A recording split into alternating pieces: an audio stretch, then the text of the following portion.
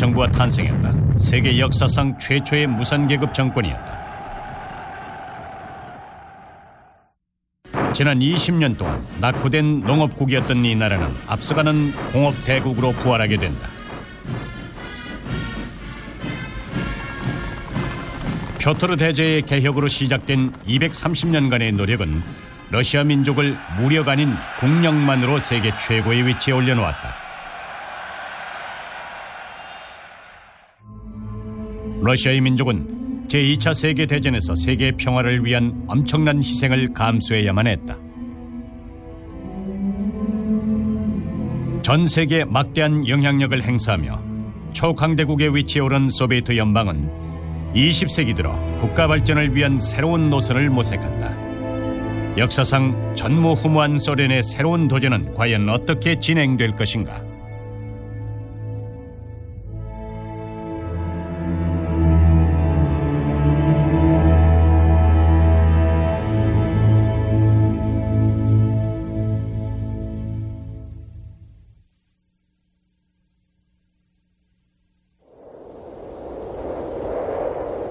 겨울은 모스크바에서 가장 운치 있는 계절이다. 1924년 1월 21일 도시 곳곳에 하얀 눈꽃이 휘날렸지만 이날의 모스크바는 끝없는 슬픔으로 가득했다.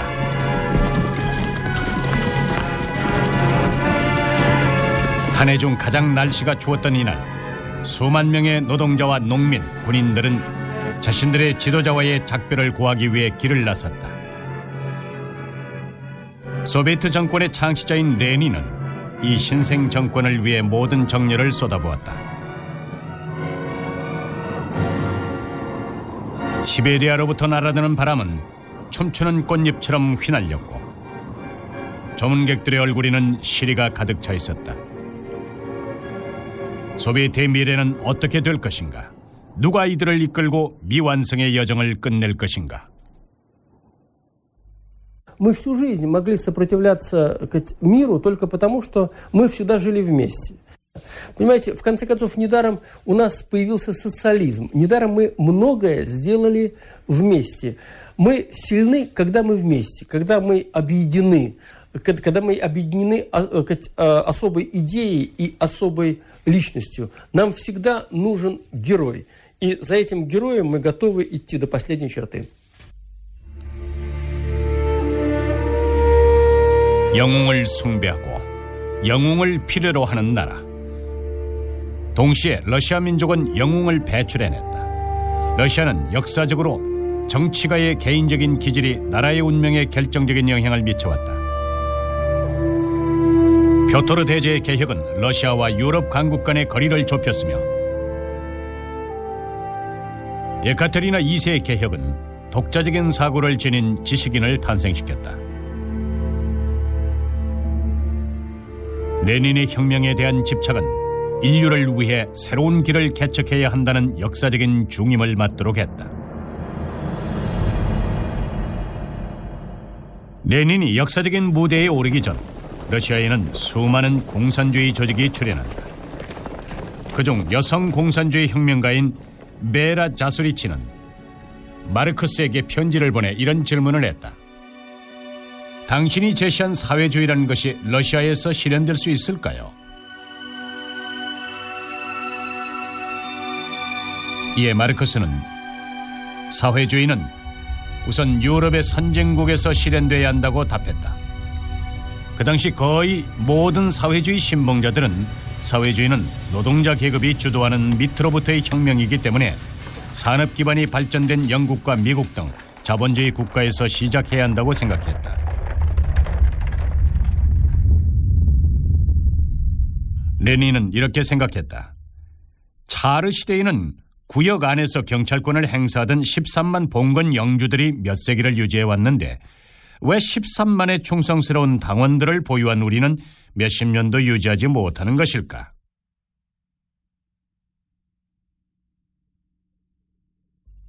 Was the Russian Revolution necessary? I don't know if it was necessary. It happened. It happened because the state collapsed. That's why it happened. It didn't happen because Lenin planned it. It happened because Lenin seized the opportunity that was offered to his small group to do what he wanted to do. 러시아 혁명의 승리는 신세계를 수립하겠다는 볼셰비키에게 자신감을 북돋아 주었다. 국민들은 레닌의 지도력이 소비에트 연방을 새로운 길로 이끌 것이며 자신들만의 일과 권리를 보장할 것이라고 믿었다.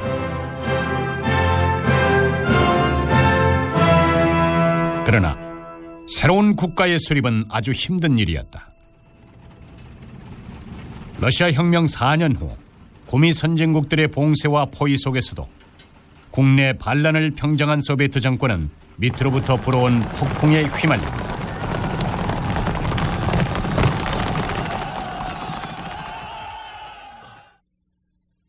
이 그림은 화가 사하로프가 1921년에 그린 유화다.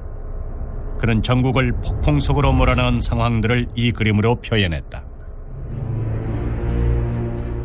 1921년 봄, 소련에는 광범위한 재해가 발생했고 3천만여 명의 인민들이 기아에 허덕이게 된다.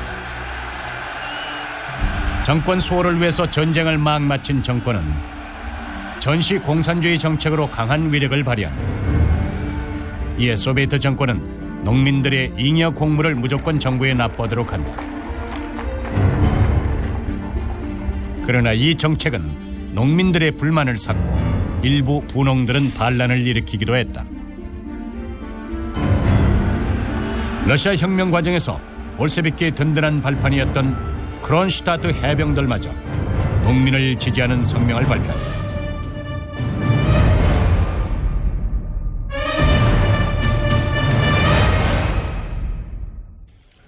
Вы знаете, когда вопрос стоит между кашей и идеологией, то всегда человек выбирает кашу. Когда ты сыт, то начинаются песни. А когда ты голоден, то только молчание. Ленин принял НЭП, потому что он увидел, что по-другому после войны хозяйство поднять нельзя. 외부에서는 주변 국가의 봉쇄와 군사적 압력이 가해지고 국내에서는 식량 위기와 반란이 난무했다. 소비에트 정권은 경제 발전과 인민들의 생활 개선을 위한 새로운 방식이 필요했다. 이를 위해 레닌은 이런 말을 했다. 우리는 정권을 장악한 후에야 알게 됐다. 자본주의 제도를 사회주의 제도로 바꾸는 방법이 존재하지 않는다는 사실을 말이다. 누군가가 문제를 해결할 수 있을지도 모르겠다. 우리는 실험을 통해 판단해야만 한다. 1921년 3월 소비에트 정권은 신경제 정책을 통해서 농민 문제를 해결하려 한다. 반발이 심했던 잉여 곡물의 무상 징발을 시장에 내다 팔 수 있도록 허용한 것이다. 就是说呢，要对农民做让步，要允许农民能够个体的经营自己的经济。允许市场的存在，要利用资本主义的市场经济来恢复生产、发展经济，为社会主义的建设准备条件。Это было, конечно, далеко не в капиталистическом объеме. Это было в основном торговля.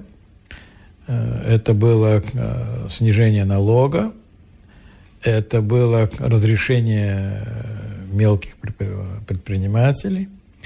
Но это была попытка оживить экономическую жизнь. Вот это и получило название новой экономической политики. 신경제 정책의 상업 분야에서 가장 먼저 시도한 것은 공산품을 농산물로 직접 바꾸는 것이었다. 그러나 화폐 사용에 익숙해 있던 당시 소련 여성들은 물물 교환을 원치 않았다. 공산품 역시 자리를 잡지 못했다. 소비에트 정권은 국내 경제를 회복시키기 위해 은행 시스템을 도입하기로 한다.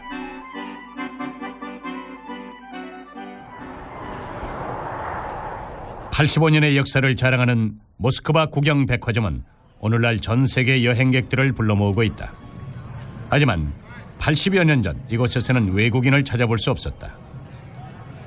당시 구미 선진국들은 러시아의 소비에트 정권을 두려워했고 초기에 이들을 제거하려 했다. 미국은 외교 관계를 거부했고 관리들은 소련 여행을 원하는 신청자들에게 그런 나라가 있는지도 모른다며 비자 발급을 거부한다.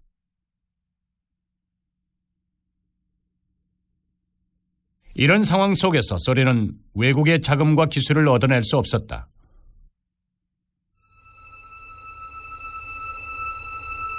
(1921년 8월) 모스크바 시민들이 주목하는 가운데 23살의 한 미국 청년이 크렘린에 나타난다.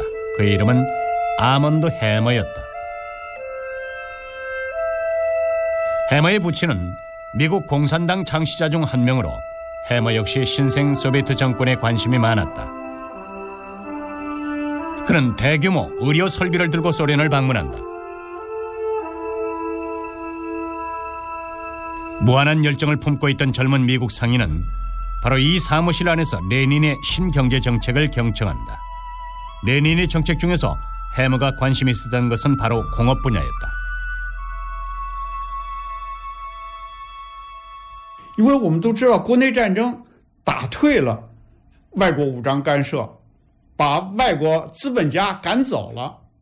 那么现在胜利之后呢，列宁呢又同意外国资本家回到俄国来经营一些当时苏联没有力量经营的一些项目啊，特别像在西伯利亚开发矿产呐、采伐森林呐、等等啊。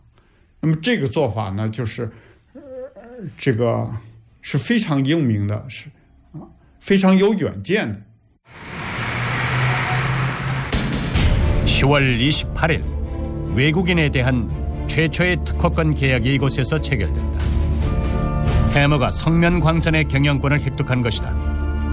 해머는 레닌의 지지 속에서 1920년대 미국과 소련 무역의 핵심 인물로 자리 잡는다. 그는 미국의 30여 대기업과 연락해서 미국 합작회사를 설립했다. 미국의 생산품은 소련으로 보내고 소련의 생산품을 미국으로 가져갔다. 이때부터 미국과 소련의 구상무역이 시작된다. 그러나 소련은 일방적인 해외 생산품의 수입을 원치 않았다. 레닌은 해머에게 이런 말을 한다. 우리가 진정 원하는 것은 미국의 자본과 기술입니다. 그것만이 우리의 수레바퀴를 다시 돌게 만들 수 있습니다.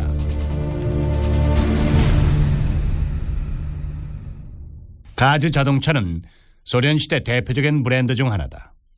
소련에서 가장 먼저 가즈 자동차를 생산한 사람은 바로 미국의 자동차 왕 헨리 포드다.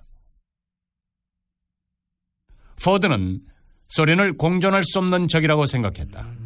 그들의 모습이 자신의 마음에 들기 전에는 나사 한 개도 가져갈 수 없다고 공언했다. 그러자 해머는 이렇게 조언한다. 소련은 아주 거대한 시장입니다. 그러다가 큰 시장을 잃게 될 수도 있습니다.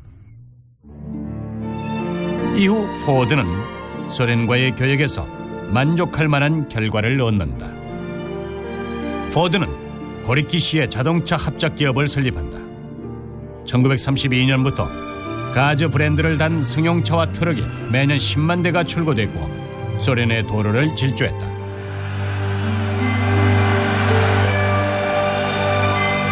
신경제 정책의 실시는 러시아의 경제를 회복시킨다. 레닌은 기뻐하며 이렇게 말했다. 전쟁이 끝난 시점에 러시아는 거의 죽은 사람과도 같았지만 이제 지팡이를 짚고 걸을 수 있게 됐다.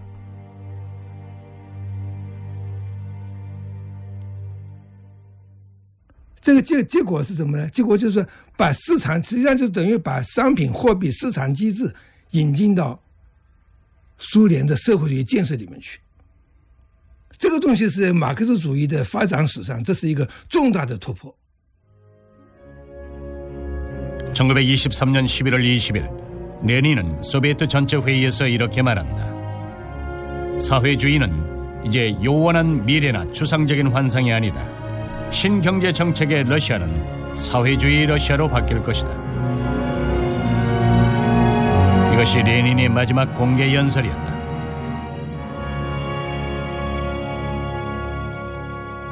이 탁자 위의 역사는 1924년 1월 21일 영원히 멈추고 만다. 레닌은 평소 사무실을 떠나기 전 이곳에서 인력을 한 장씩 뜯어냈지만 그날은 더 이상 뜯어낼 힘이 없었다. 소련인들은 존경받는 어른이자 친근감 넘치는 지도자를 잃었다. 러시아의 미래를 모색하던 조타수를 잃은 것이다. Они уже являются вторичными по отношению к Ленину. Ленин, конечно, дал человечеству поразительный пример какой-то иной жизни. Возможно, Россия бы, сложись по-другому после его смерти вся политика наша, возможно, что Россия бы показала бы пример еще и процветающей жизни.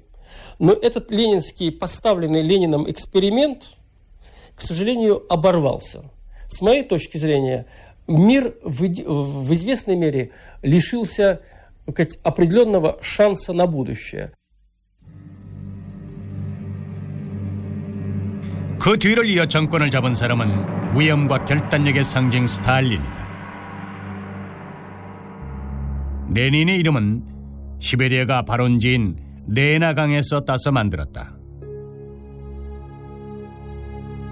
그의 후임자인 스탈린은 강한 금속을 뜻하는 강철을 자신의 성으로 썼다. 이 두 이름이 가진 의미처럼 레닌 시대에는 나라의 경제 정책에 상당한 탄력이 있었다면 스탈린은 강경한 정책으로 국가 산업화에 박차를 가했다. The only way this big sprawling country can develop is by concentrating all resources.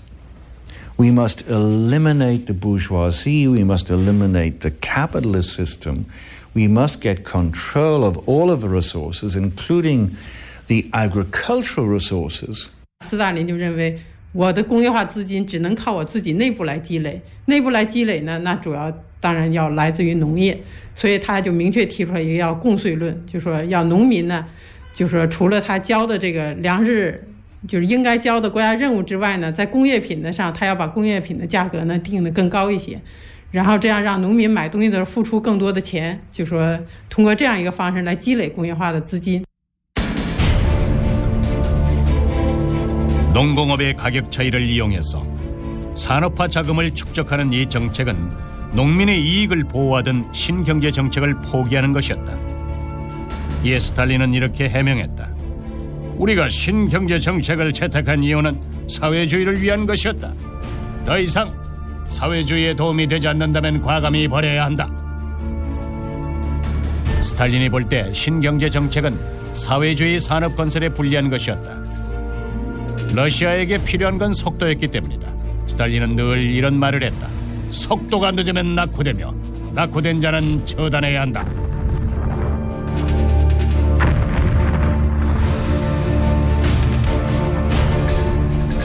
(1920년대) 서방의 각국은 제1차 세계대전의 후유증에서 벗어난다. 주요 공업 국가들의 공업 생산량은 전쟁 전보다 1.5배 이상으로 늘어났다. 당시 구미의 한 경제학자가 이런 주장을 했다. 경제적인 번영으로 자신감이 충만해진 자본주의 사회가 소련의 경제를 봉쇄하고 있다. 1927년 영국은 소련과의 단교를 선언하고 1921년에 체결했던 무역협정을 폐지한다. 영국 외무장관 체인벌린은 6개국이 모인 외무장관 회의에서 공산주의와의 국제적 투쟁을 주장한다. 소련은 이를 당해낼 방법이 없었다. 신경제 정책의 효과를 거두긴 했지만 1928년까지 소련의 공업 생산 총액은 독일의 반, 미국의 8분의 1에 못 미쳤다. 전국적으로 트랙터가 3만 대도 되지 않아서 경작의 99%를 가축과 인력에 의지해야 했다. Чтобы страна развивалась, нужны были мощные вливания средств в экономику. И вот поэтому-то для того, чтобы страна перестала быть аграрной, перестала покупать карандаши, краски, термометры, фотоаппараты, рельсы для железных дорог, самолеты, автомобили, автобусы, словом, все. За границей нужно было создавать свою промышленность. И вот это и послужило той причиной, по которой страна сама, в общем-то, отошла от нас.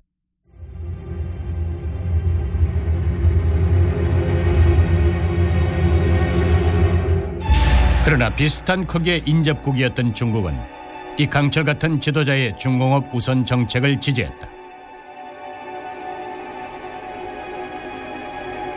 스탈린은 말했다. 중공업 발전이 없다면 현대화된 무기를 보유하지 못할 것이다. 이것은 중국이 처한 상황과 다를 바 없다. 지금의 중국은 독자적인 중공업도 독자적인 군수공업도 없기 때문에 어느 나라든 원한다면 중국을 공격할 수가 있다.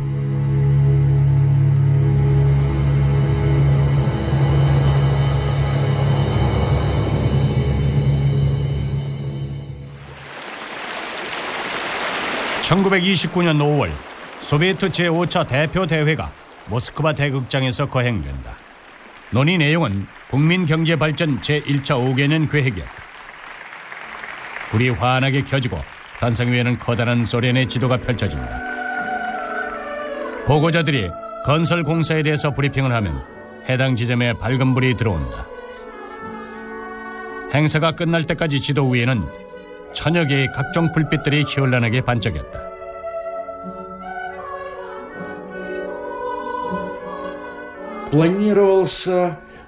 Готовился почти 5 лет. И в него, так как это было впервые, хотели вписать все, что хотели в жизни сотворить. И он разросся неимоверно. Потом его сокращали, расширяли. И кончилось тем, что принятый, утвержденный первый 5-летний план был изложен в 3 вот такой толщины томах.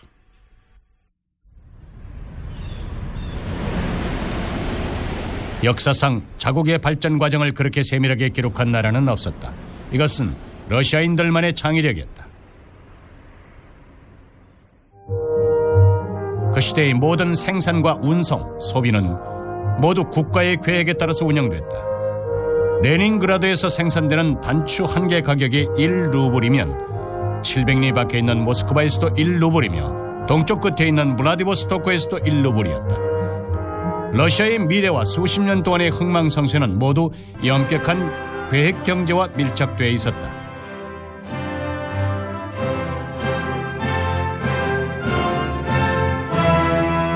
러시아가 제1차 5개년 계획을 논의하던 그해 인류 역사상 초유의 경제 위기가 닥친다.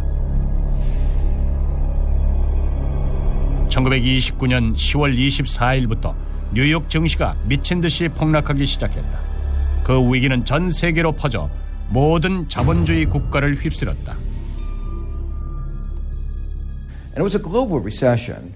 Of course, there had been a lot of concern before that about social justice. Few people were getting very rich, very much like today, but many people were not benefiting from that prosperity.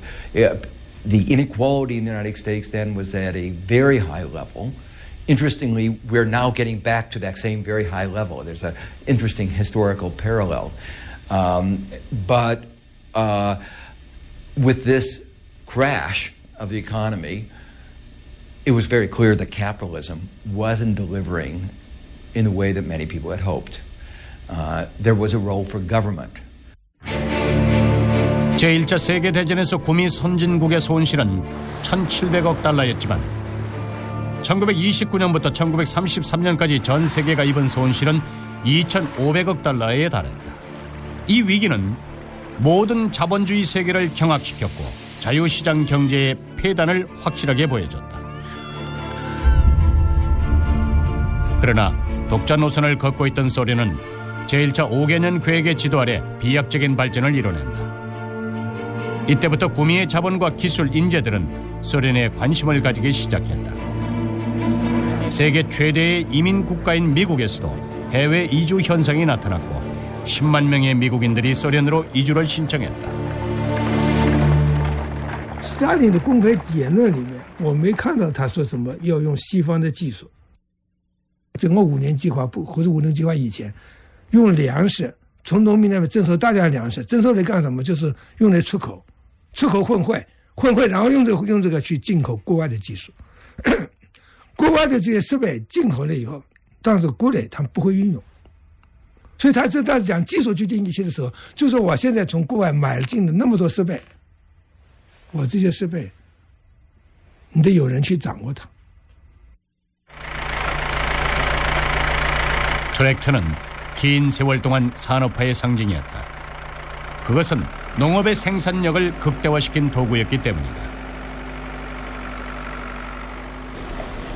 1929년 전 세계 심각한 경제 위기가 닥친 이 시기에 대규모의 트랙터 공장이 스탈린그라드에서 착공되고 생산에 들어갔다. 기적과도 같은 이 속도는 계획경제 체제 안에서만 가능한 일이었으며 소련이 세계 경제의 판도를 예측하고 이용했기 때문에 가능한 것이었다.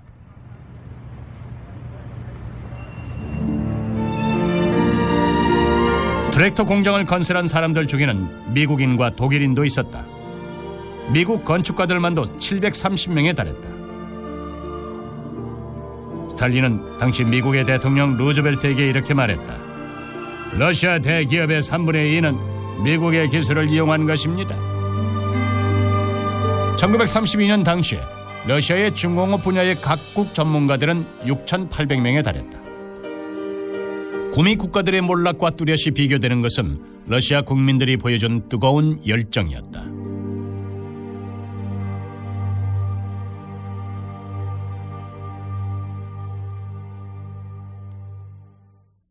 (1935년 9월 2일) 소련의 기관지인 프라우다지에는 이런 글이 실렸다. 카드예프카시 중부 도네츠 탄광의 광부인 스타하노프 동지는 국제청년의 날 21주년 기념 작업에서 국내 신기록을 작성했다. 6시간 반의 작업시간 동안 그는 탄광의 1일 채굴량의 10%인 102톤의 석탄을 채취해 200루블의 임금을 벌었다. 세상을 놀라게 한 이 채굴량은 일반인의 13배에 달하는 수치였다. 일주일 후 스타하노프는 175톤을 채굴하며 자신의 기록을 또다시 갱신한다.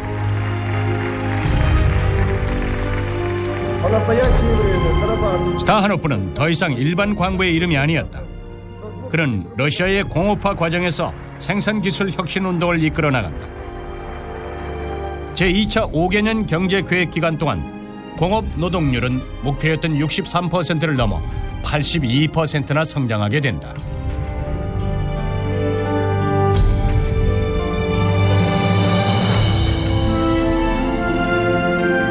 (1932년) 제1차 5개년 계획의 완성으로 러시아는 농업국에서 공업국으로 변모한다. 1937년 제2차 5개년 계획의 완성으로 러시아의 공업 생산 총액은 유럽 1위, 세계 2위로 도약한다.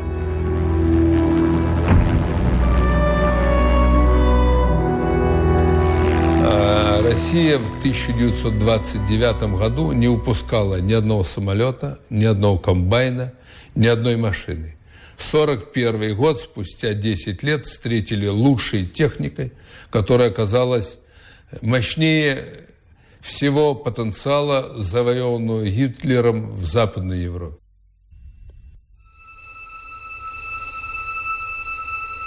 인간에게 가장 고귀한 생명.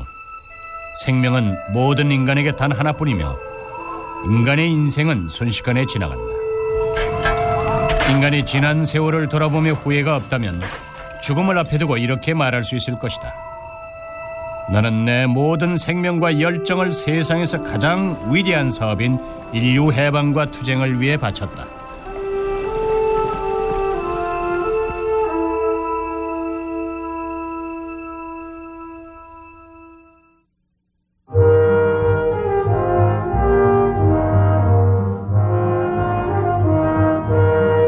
(1917년) 러시아 혁명이 시작되면서 세계 면적의 5분의 1을 점유한 이 국가에는 놀랄만한 변화가 일어났다. 구미 국가들이 수십 년, 심지어 100년 동안 이뤄낸 산업화의 길을 기적과 같은 속도로 완성해낸 것이다.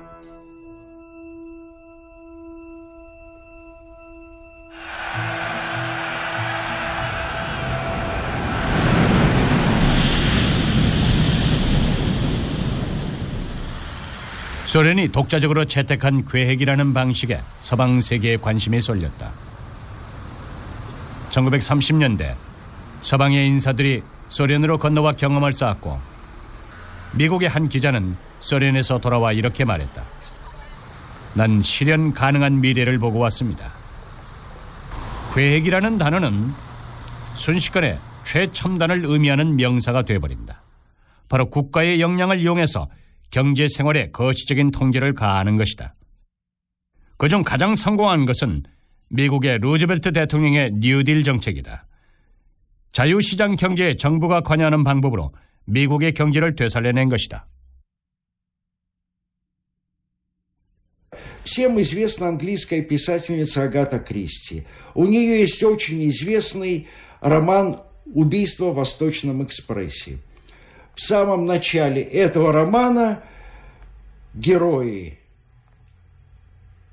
обсуждают в коридоре вагона придуманный в Советском Союзе 5-летний план. Вот нормальный отклик на это.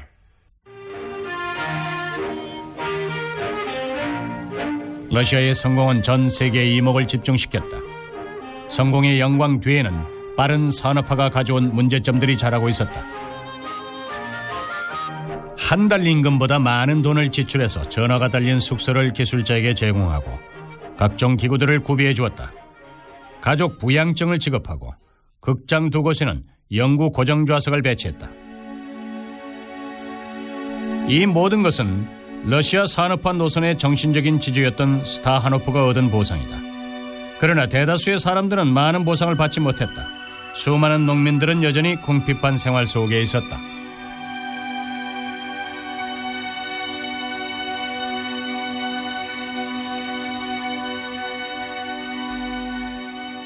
斯大林的经济发展呢，也存在着一些致命的弱点。首先呢，是经济发展不均衡，重工业、军事工业有了突飞猛进的发展，但是轻工业、农业受到了很大的伤害啊，特别是农业。第二方面呢，就是人民的生活没有能得到重大的改善，没有能够和工业发展同步得到改善。到斯大林逝世的时候，人均的粮食的产量、人均的肉类的产量还没有达到沙皇时代的水平。Well, I think what we should be doing is not taking away a simple-minded lesson that any planning is dangerous, that any longer-term thinking is wrong. I think we should be taking away a much more subtle message, which is what things are the state and local government good at, and what things are they not good at. 그러나 그 당시 계획 경제는 성공적이었으며 폐단이 생기는 것에 반감을 갖는 것은 불가능했다. 게다가 당시 소련은 전쟁의 위협 속에 직면해 있었다.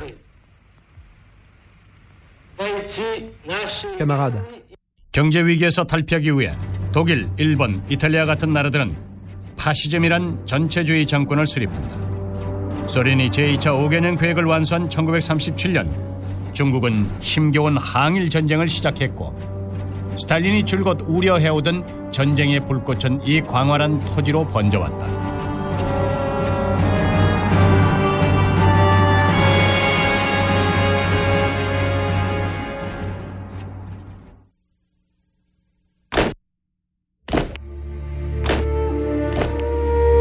이곳은 모스크바 붉은 광장의 무명 열사들의 묘지다. 묘지 앞에 불꽃은 수십 년 동안 불타고 있다. 비석에는 이런 문구가 있다. 여러분의 이름은 아무도 모르지만 여러분의 업적은 후세의 길이 남을 것입니다. 묘지 밑에는 러시아를 수호하며 희생된 수천 명의 군인들이 묻혀 있다.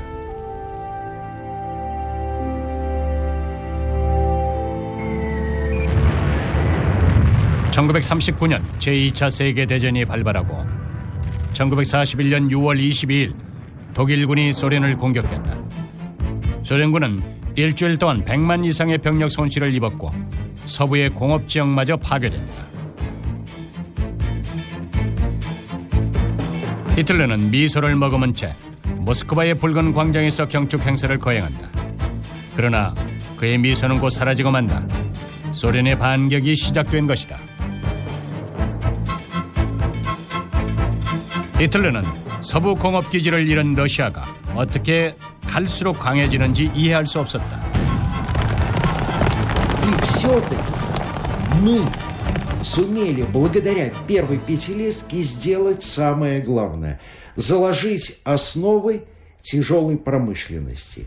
Если бы мы не создали металлургические комбинаты в Кузнецке, в Запорожье, в Магнитогорске, если бы не создали тракторные заводы в Сталинграде, Харькове, Челябинске, мы не смогли бы в годы второй пятилетки эти тракторные заводы преобразовать в танковые. 由于战争条件呢，采取了一种几乎是24小时工作制，就轮班机器不息人休息，这轮班导制度，所以这个西部的工业，这个西伯利亚的工业很快的发展起来了。 가장 힘든 시기였던 1942년에도 소련의 비행기 생산량은 2만 대를 넘어서 독일군의 2배에 달했다. 소련의 엄청난 생산 능력은 나치 독일을 제압하고 승리를 얻는 원동력이 됐다. 격렬한 전투가 이어질 때는 트랙터 공장의 노동자들이 막 제조된 탱크를 직접 몰고 나와 싸우기도 했다.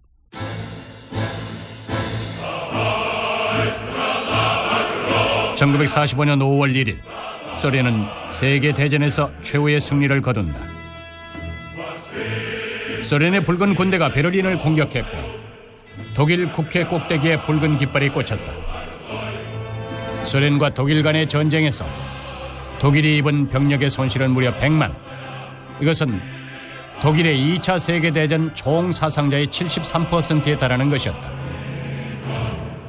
러시아는 2천만 명의 희생을 치르며 정의와 평화를 수호해냈다. 이런 점에서 러시아는 대국의 칭호를 받기에 한 점 부끄러움이 없다.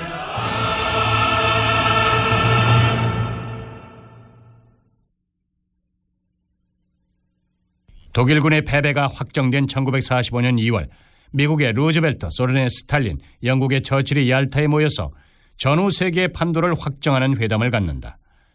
이는 곧 소련의 군사력과 정치력을 인정하는 것이었고 대국으로서의 소련에 대한 존경의 표시였다.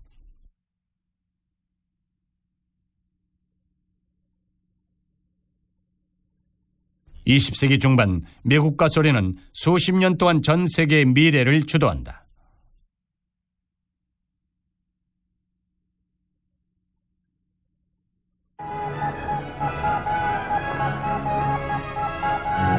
(1957년) 역사상 최초의 인공위성이 우주에 진입한다. 이 인공위성에는 소련이라는 글씨가 새겨져 있었다. 1961년 4월 12일 소련의 우주비행사 유리 가가린은 보스토크호에 탑승해서 최초의 우주비행을 이뤄낸다. 우주에서 지구를 내려다보게 된 인류. 이것은 세계 최초의 사회주의 국가인 소련의 힘으로 이루어졌다. 이들의 위대한 업적은 영원히 역사에 기록됐다. 이후 러시아를 이끌 지도자들의 업적은 더 높고 먼 곳에서 시작될 것이다.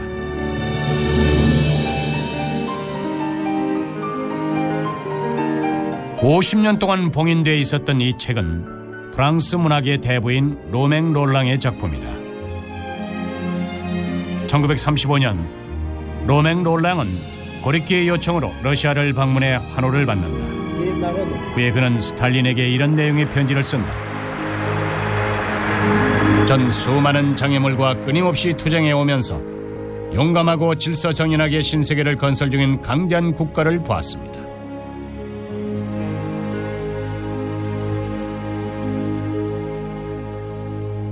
当时他们到那边去看了以后呢，确实也发现了苏联存在着各种各样的问题，比如说当时对斯大林的个人崇拜，还有当时就官僚主义的那些作风，还有广大农民还一般老百姓的贫困的生活，还有国内他们有意识的封锁国外的情况。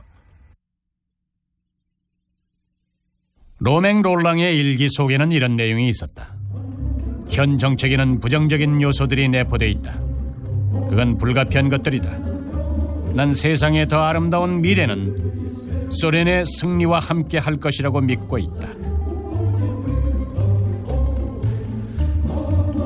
소련에 대한 열애를 나타낸 로맹 롤랑은 자신의 일기를 50년 후에 발표하기로 결정한다.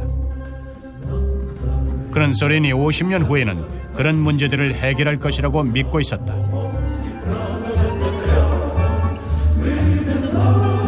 (1984년) 로맹 롤랑의 모스크바 일기가 정식 발표된다. 그러나 소련의 모습은 그의 기대와 다르게 흘러갔다. 소련은 괴경제 체제 내에 정책적인 폐단을 포함한 오랫동안 쌓인 모순들로 인해서 사회주의 제도가 완성할 수 있는 기회를 상실하고 만다. 1991년 크렘린의 붉은 깃발은 조용히 내려졌다. 소련의 시대는 74년이란 세월 속에 막을 내리고 만다.